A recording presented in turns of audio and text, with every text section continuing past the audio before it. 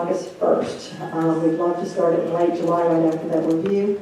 And we will continue to get, we're changing the way we are operating internally, and Mary and Mark and I all now get reports on where everything is on a regular basis and will ongoing. And we will also make progress reports on this available publicly.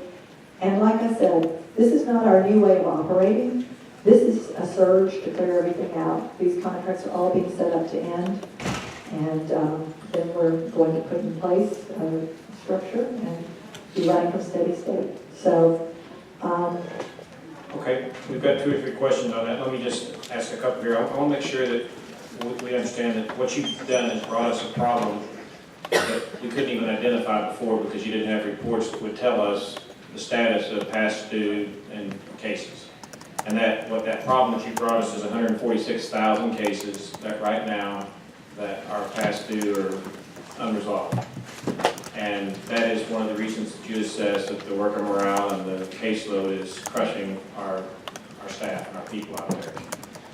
And I guess what I appreciate about this is you haven't just brought us the problem, but you've brought us your proposed solution, and the legislature will have an opportunity to weigh in on that in July with the contract review that's part of clearing this out by the end of this year.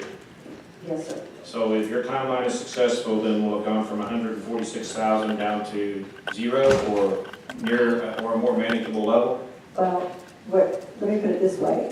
What we say internally is we're going down to 0. You have to recognize that there's always a case that somebody sends you and it's late when it comes in the door because somebody saw a provider and then later they get made eligible and you have retroactive eligibility.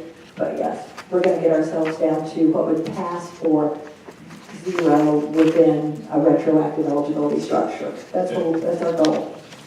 Is this typical? Other states have this kind of backlog problem, and does the Fed get stirred up about this? Yeah, well, yes and yes. They do get stirred up about this on the federal level, which is why they, they have been saying to Arkansas and to other states, don't forget you can use 75-25 match money to fix some of these problems. Please use that match money to fix these problems. So, but the feds have seen this, and we've all seen this across the country in all the states. I know inside Arkansas, it probably feels like this is the only state having trouble with their computer rollout. It is not the only state that had trouble with computer rollout.